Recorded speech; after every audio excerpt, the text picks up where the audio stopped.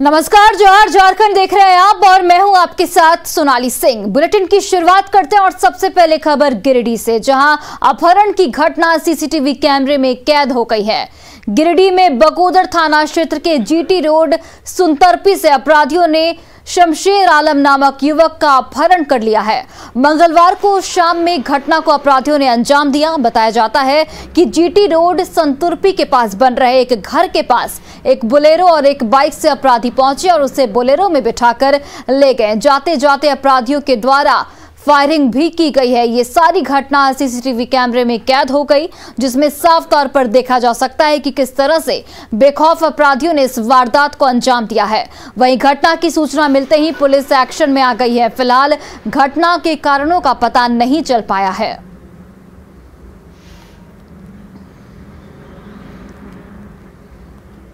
और रामगढ़ में हाथियों का झुंड एक बार फिर रजरप्पा मंदिर के पास जनियामारा मुख्य सड़क पर पहुंच गया है। झुंड में 10 से 12 हाथी शामिल है। फिलहाल हाथियों का झुंड जनियामारा जंगल में मौजूद है।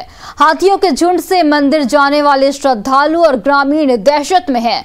करीब 2 महीने से हाथियों का झुंड रजरप्पा मंदिर इलाके में मौजूद है। हाथी धान की फसलों को भी चट कर जा रहे हैं। और तस्वीरें आपके सामने, रजरप्पा मंदिर के पास हाथियों का झुंड बिल्कुल तैनात है और देखिए ग्रामीण इसकी वजह से दहशत में है। करीब 2 महीने से ये झुंड यहीं पर मौजूद है और ग्रामीणों के घरों को भी नुकसान पहुंचाया जा रहा है हाथियों के द्वारा, साथ ही फसलों को भी चट कर जा रहे हैं हाथी।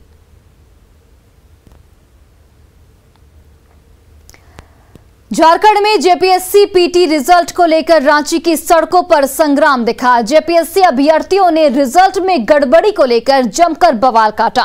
पुलिस ने अभ्यर्थियों पर जमकर लाठियां चटकाई। हालांकि अभ्यर्थियों के साथ बातचीत के बाद जेपीएससी चेयरमैन ने पूरे मामले में जांच का भरोसा दिलाया है।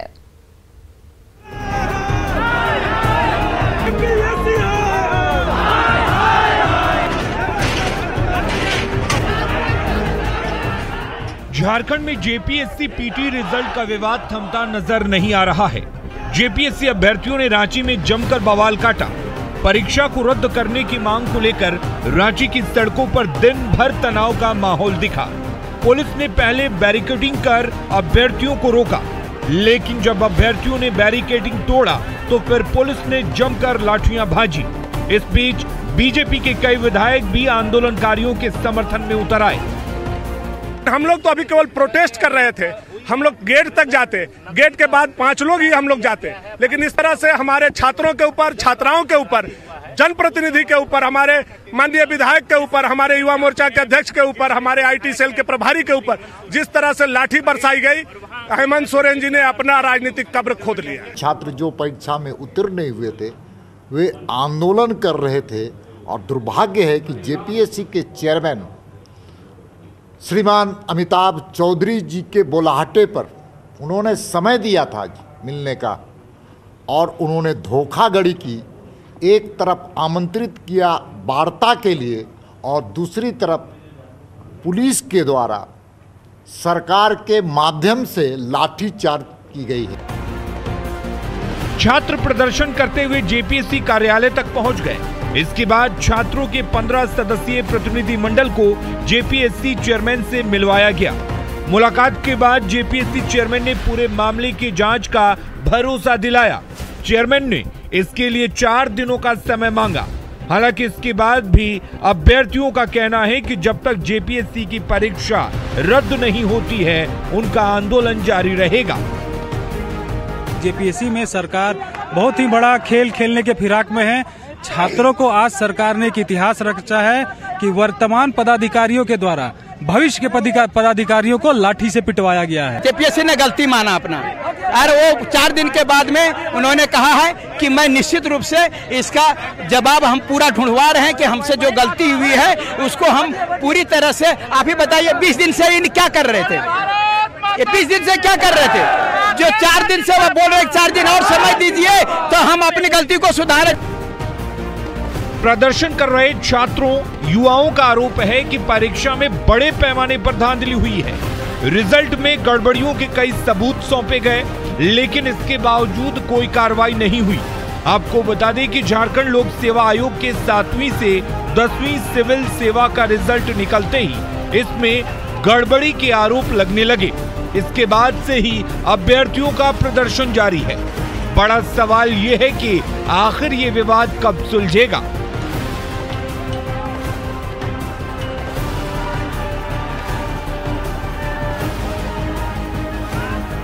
न्यूज़ 18 के लिए रांची से ओम प्रकाश की रिपोर्ट। और देखिए, जेपीएससी का मुद्दा अब पूरी तरह से राजनीतिक रूप ले चुका है। बीजेपी पूरी तरह जेपीएससी अभ्यर्थियों के समर्थन में उतर आई है। अभ्यर्थियों पर हुए लाठीचार्ज को लेकर बीजेपी के प्रतिनिधि मंडल ने राजभवन जाकर राज्यपाल को ज्ञापन सौंपा। आपको बता दें कि 7वीं से 10वीं तक जेपीएससी परीक्षा को रद्द किए जाने की मांग को लेकर जेपीएससी के अभ्यर्थियों ने मंगलवार को बवाल काटा और पुलिस ने उन पर लाठियां चटकाई। अभ्यर्थियों का साफ तौर पर कहना है कि जब तक जेपीएससी परीक्षा रद्द नहीं होती, उनका आंदोलन लगातार जारी रहेगा। कांग्रेस विधायक इरफान अंसारी के पीएम पर विवादित बयान के बाद झारखंड में सियासत गर्मा गई है। बीजेपी विधायक भानु प्रताप शाही ने इरफान के खिलाफ मोर्चा खोल दिया है। भानु प्रताप शाही ने इरफान अंसारी को आईएसआई का एजेंट तक बता दिया। दोनों के बीच सोशल मीडिया पर भी जमकर तकरार जारी है। दे सकते हैं, गलत नीतियों का आलोचना कर सकते हैं, लेकिन प्रधानमंत्री को फांसी देने के बाद कहना यह एक आईएसआई का आदमी ही कर सकता है, यह एक पाकिस्तान परस्त व्यक्ति ही कर सकता है। बेवजह बताइए, अरे प्रधानमंत्री जी गलत करेगा मैं बोलूंगा और तुम कौन होते हो बोलने वाले? भाई बदतमीज आदमी वो हमको क्या सिखाएगा। कृषि कानून वापस लिए जाने के बाद पीएम के खिलाफ कांग्रेस विधायक इरफान अंसारी के विवादित बयान पर झारखंड की सियासत गर्मा गई है। इरफान अंसारी के विवादित बयान पर बीजेपी अब आर पार की लड़ाई के मूड में नजर आ रही है। इरफान के खिलाफ कमान बीजेपी विधायक भानु प्रताप शाही ने थाम लिया है। भानु प्रताप शाही ने इरफान अंसारी को आईएसआई का एजेंट तक बता दिया है। सलाह दे सकते हैं, गलत नीतियों का आलोचना कर सकते हैं, लेकिन प्रधानमंत्री को फांसी देने के बाद कहना यह एक आईएसआई का आदमी ही कर सकता है, यह एक पाकिस्तान परस्त व्यक्ति ही कर सकता है, अन्यथा कोई देशवासी नहीं कर सकता। दरअसल इरफान और भानु प्रताप शाही की लड़ाई सोशल मीडिया में काफी सुर्खियां बटोर रही है। झारखंड के दो विधायकों के बीच ट्विटर पर तकरार चल रहा है। विधायक इरफान के इस बयान के हिस्से को ट्विटर पर साझा करते हुए भाजपा विधायक भानु प्रताप शाही ने तल्ख अंदाज में टिप्पणी की। उन्होंने लिखा कि इरफान अंसारी पाकिस्तान परस्त आईएसआई स्लीपर सेल का एजेंट है। फांसी की सजा तो आपके जैसे नालायक बदजुबान विधायक को होनी चाहिए। वहीं इरफान अंसारी ने भी ट्विटर पर बीजेपी विधायक को दागी और कमीशनखोर करार दिया। एक तरफ भानु प्रताप इरफान अंसारी को फर्जी सर्टिफिकेट वाला विधायक बता रहे हैं, तो इरफान ने भानु प्रताप को बदतमीज बताया है। इरफान मतलब फर्जी डॉक्टर का सर्टिफिकेट लेकर के आने वाला एक झूठा विधायक। आपने देखा होगा जामताड़ा में एक पासी समाज के लोगों को किस तरह से वहां के मुस्लिमों ने बाहर करने का काम किया। हम लोगों ने वहीं से उनका विरोध शुरू किया था और ये उनके वोटर थे। उन्होंने एक पासी समाज के परिवार को, विधवा महिला को घसीट करके सड़क पर ला करके खड़ा करने का काम किया। तो बोले हैं कि आपको जुबान संभाल कर बात करनी चाहिए। अरे भाई बदतमीज आदमी वो हमको क्या सिखाएगा।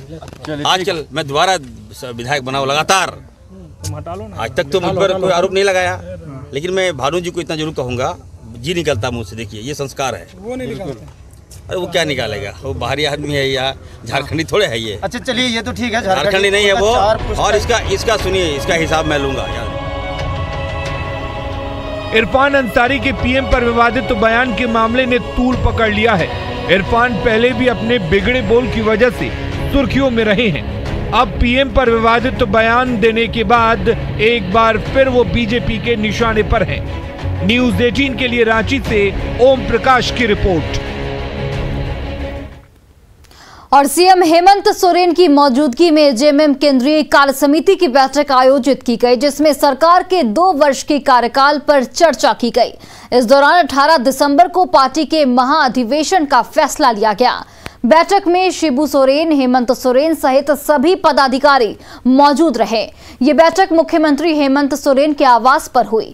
कार्य समिति की बैठक में पार्टी की महाधिवेशन की तारीख सुनिश्चित करने और संगठन विस्तार के साथ साथ गठबंधन सरकार के 2 साल के कार्यकाल पूरे होने पर चर्चा की गई। और झारखंड से कांग्रेस के राज्यसभा सांसद धीरज प्रसाद साहू ने केंद्रीय ऊर्जा सचिव से दिल्ली में मुलाकात की। उन्होंने super thermal power project Tandwa के लिए ली गई जमीन के मालिकों को मिल रहे मुआवजे का मुद्दा उठाया। दरअसल झारखंड के चतरा जिला में टंडवा एनटीपीसी का प्रोजेक्ट लगा है, लेकिन वहां दामोदर नदी के उस पार बड़कागांवा की तरफ 20 लाख प्रति एकड़ का पेमेंट हुआ है, जबकि इस पार 15 लाख प्रति एकड़ का पेमेंट हो रहा है।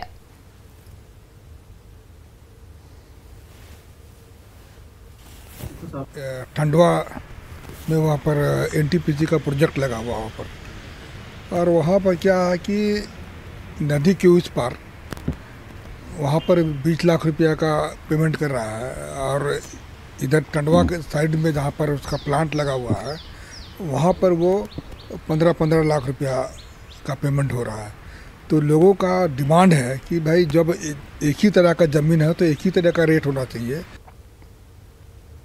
और देखिए, लोहरदगा में वित्त मंत्री रामेश्वर उरांव ने सरकार की पेंशन योजना का जिक्र किया है। उन्होंने कहा कि झारखंड देश का पहली राज्य सरकार है जो दिव्यांग, बुजुर्ग, विधवा और असहाय लोगों के लिए पेंशन योजना शुरू कर रही है। पेंशन योजना के तहत हर महीने 1000 रुपए दिए जाएंगे। वित्त मंत्री ने बताया कि दिव्यांग और विधवा महिलाओं के लिए उम्र की कोई सीमा नहीं रहेगी। देश की पहली राज्य सरकार है जिसने ऐलान किया है, शुरू किया है प्रोग्राम, ऐलान नहीं शुरू किया प्रोग्राम वृद्ध लोगों को जो 60 और 60 साल से ऊपर के हैं, वृद्ध महिला, पुरुष और महिला दोनों, दिव्यांग को, विधवा को, उसकी उम्र की जरूरत नहीं है, सबको पॉकेट में पैसा देंगे 1000 रुपये महीने के हिसाब से, 1000 रुपये महीने के हिसाब से उनको पेंशन देंगे, यही बता रहे थे। वहीं दुमका के जरमुंडी थाना क्षेत्र में शादीशुदा महिला से गैंगरेप मामले में पुलिस ने 2 आरोपियों को गिरफ्तार कर जेल भेज दिया है। महिला ने थाने में आवेदन देकर 3 युवकों पर घर में घुसकर जबरन शारीरिक संबंध बनाने का आरोप लगाया था। आरोपियों ने मामले को किसी को नहीं बताने की धमकी भी दी थी। पुलिस ने तत्काल कार्रवाई करते हुए 2 आरोपी को गिरफ्तार कर लिया, जबकि 1 युवक की तलाश अभी भी जारी है।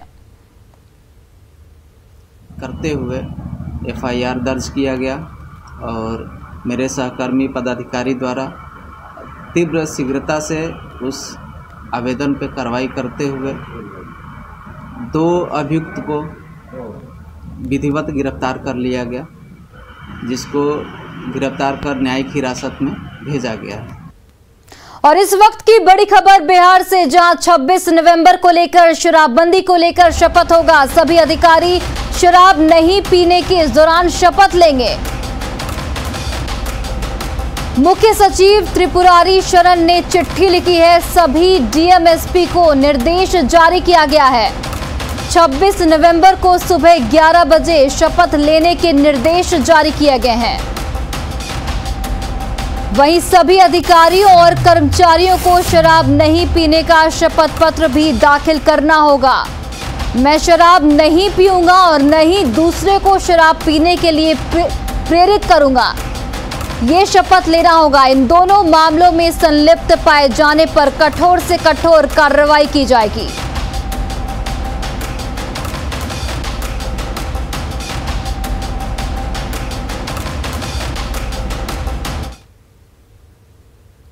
और आइए अब देखते हैं क्रिप्टो की समझ।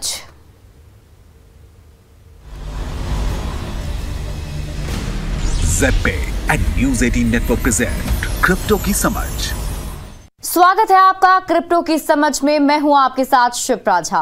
आज मैं आपको बताऊंगी कि क्रिप्टो वॉलेट क्या होता है।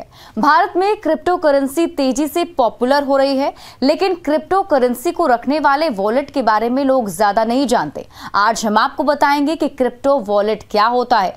जैसा कि इसके नाम से पता चलता है, क्रिप्टो वॉलेट में आप क्रिप्टो एसेट्स और टोकन को स्टोर करते हैं। आपका रेगुलर वॉलेट जिसमें आप रुपए रखते हैं, ठीक उसी तरह क्रिप्टो वॉलेट में डिजिटल करेंसी स्टोर करते हैं। ट्रांजैक्शन के लिए आपको एक वॉलेट एड्रेस या पब्लिक की और प्राइवेट की जरूरत होती है, जहां पब्लिक की किसी बैंक अकाउंट के नंबर की तरह काम करती है और प्राइवेट की उस अकाउंट के पिन या पासवर्ड की तरह। वॉलेट में रखे कॉइन प्रोटेक्टेड और इनक्रिप्टेड होते हैं। कोई दूसरा आपके अकाउंट को एक्सेस नहीं कर सकता।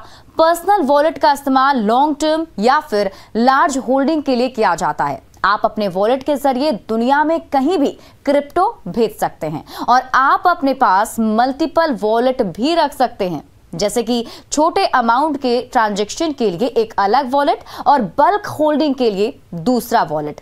वॉलेट आपको आपके इन्वेस्टमेंट और होल्डिंग्स का रियल टाइम व्यू प्रोवाइड करते हैं। क्रिप्टो वॉलेट आपके क्रिप्टो इन्वेस्टमेंट को सिक्योर रखने और इसके ट्रांजैक्शन को आसान बनाने में आपकी मदद करता है। फिर ऐसे ही रोचक जानकारी लेकर आऊंगी आपके लिए। तब तक के लिए नमस्कार।